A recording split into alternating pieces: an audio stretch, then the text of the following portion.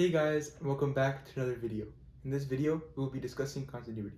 So let's get right into it. Okay, so to begin with, let's state the formal definition of continuity first.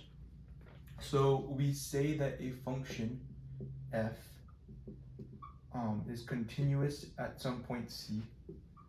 So it's continuous at c if the limit as x approaches c of f of x is equal to f of c, right?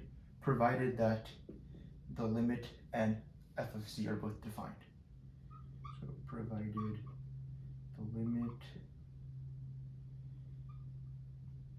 and f of c both exist. Okay, so this is like the formal definition of continuity. So what is this saying? Well, basically, it's saying like if you take the limit as x approaches c of f of x, before f of x need not be defined at c, right? Like f of x didn't have to be defined at x equals c. But in order for a function to be continuous, we're saying that now f of x does have to be continuous at c, or it does have to be defined at c, and so then therefore it's continuous. So for example, if we draw a graph of some function and say it looked like this, and we have like some removable discontinuity right here at x equals c, right? So for this function, y equals f of x, at x equals c, it's undefined, right? It has like a whole x equals c. So this function is discontinuous, right? It's not continuous. But, so therefore the limit as x approaches c of f of x, it exists, right? So let's just say like this occurs at some y value of L. So then the limit as x approaches c of f of x equals L. But f of c does not equal L. So for this specific scenario, f of c does not equal L, right? And because f of c doesn't exist. Or even like, suppose f of c was defined, right? Because here we're assuming f of c isn't defined, but let's suppose f of c was defined, except it's like right here, right? So then f of c is not equal to L, and let's say this point is m. So then now f of c is actually equal to m, which is not equal to L, right? But in both cases, f of c is not equal to L, so therefore the function is discontinuous, right? However, if this graph didn't have removable discontinuity and it was just like continuous, then now we say that a function is continuous because the limit as x approaches c of f of x is equal to L, which is also equal to f of c, right? So that's basically what this definition is trying to say. Okay, cool.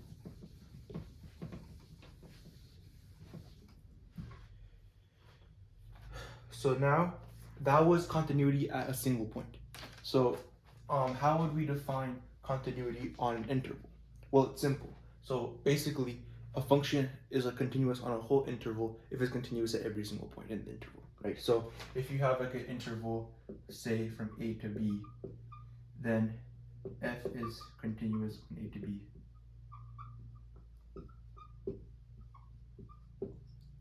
If and only if f is continuous at every point in a to b. So this way you can apply the definition of continuity at a point and then extend that to continuity on an interval. Okay, good. So now let's do some practice problems determining if a function is continuous or not.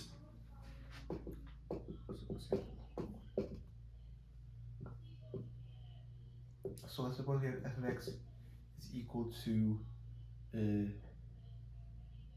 square root of x squared plus 1.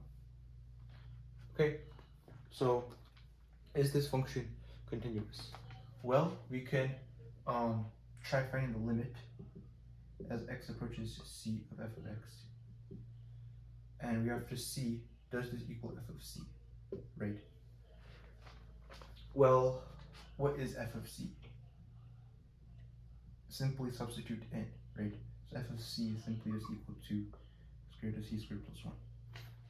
And then also notice that x squared plus 1 is always greater than or equal to, or it's actually always greater than 0.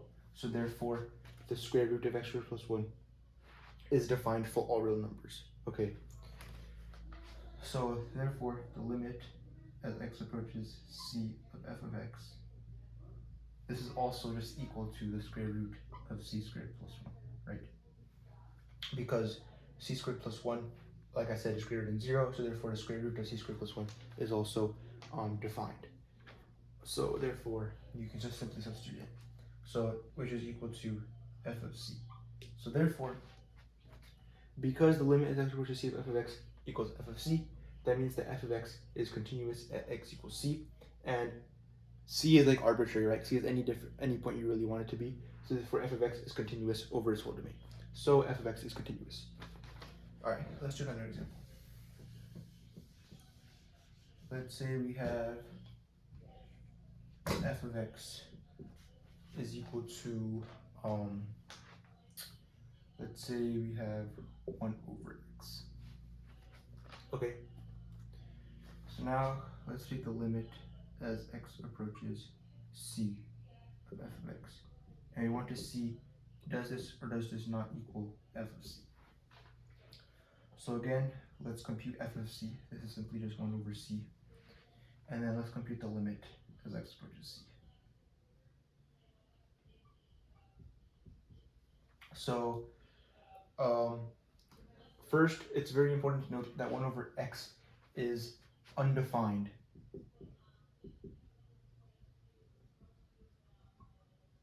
At x equals 0, right?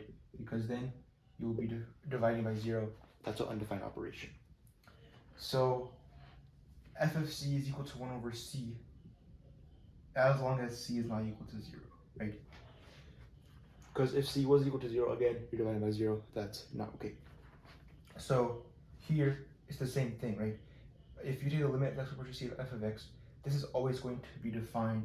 It's always going to equal 1 over c as long as c is not equal to 0. So equal to c whenever c is not equal to 0. So essentially, you have a discontinuity at c equals 0. So therefore, the function f is discontinuous, right? It's not continuous over its whole domain. You can restrict the domain of 1 over x, and then it can be continuous, but it's not continuous over its whole domain because it's discontinuous at x equals 0, right? So this f of x equals 1 over x is not continuous. And just like to see like the graph of 1 over x, it looks something like this. So it doesn't even have like a point discontinuity. It actually has a vertical and horizontal asymptotes. So, but that does count as a type of discontinuity. All right. And speaking of discontinuities, let's actually discuss the 3 types of discontinuities that there are. So there's 3 main types of discontinuities.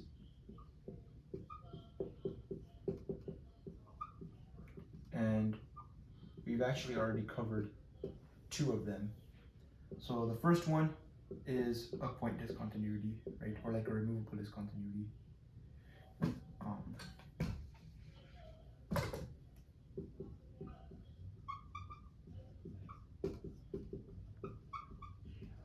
And the reason it's called a removable discontinuity is because you can actually remove the discontinuity, as you will see in a bit.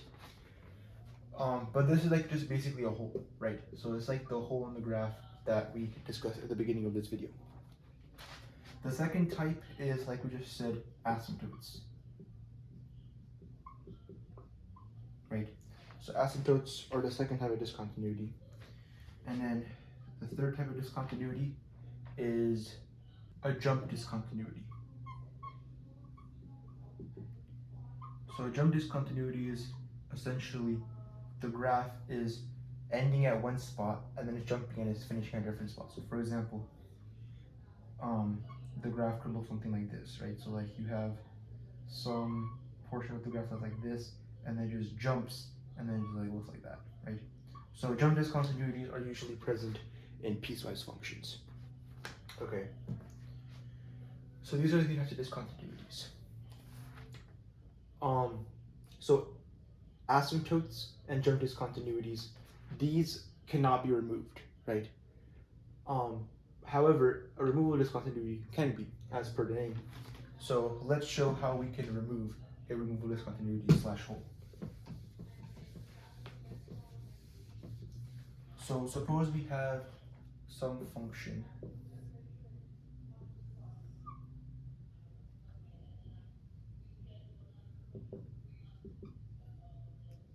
that looks like this, right? And let's say it's given by f of x is equal to x plus 2 times x plus 1 all over x plus 2, right? So notice that x plus 2, they cancel, right? And so if you remember from pre-calculus, if a factor cancels in the numerator and the denominator, that means that that x value is a whole.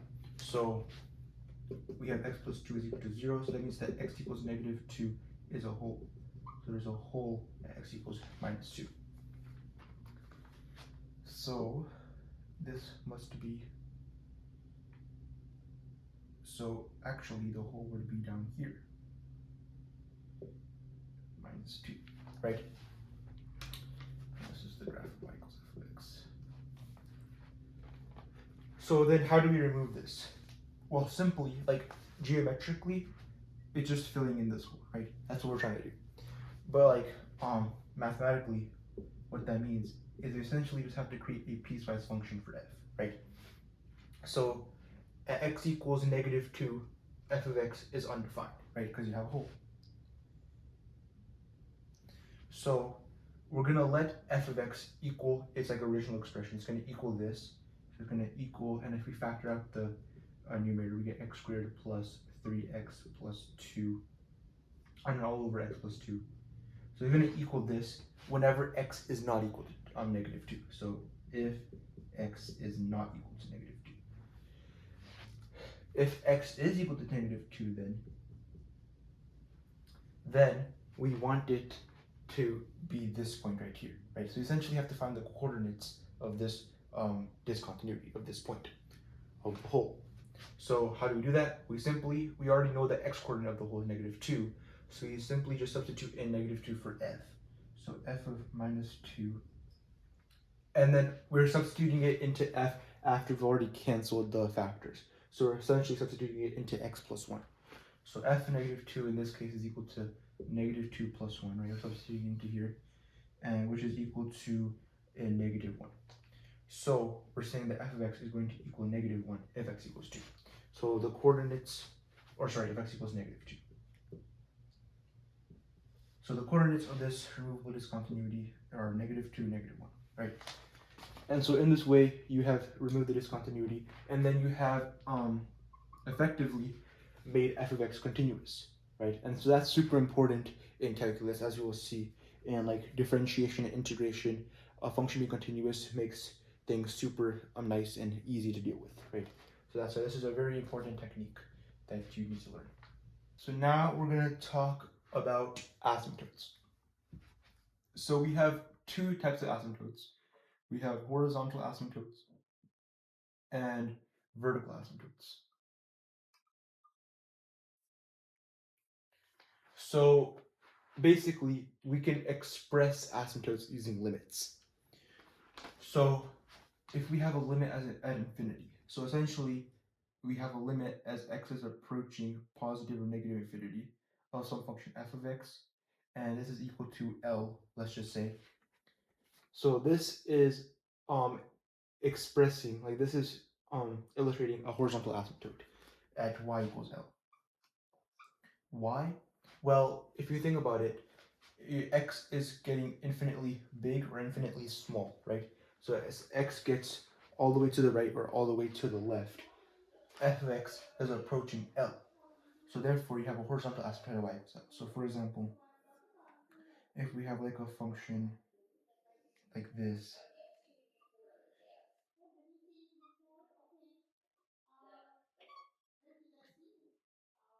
and then this dotted line will be the line y equals L, right? So as x gets really, really big, the function f is approaching y equals L, and as x gets really, really small, it's also approaching y equals L. So limits at infinity denote horizontal asymptotes. And then infinite limits, in other words, when the limit is equal to infinity.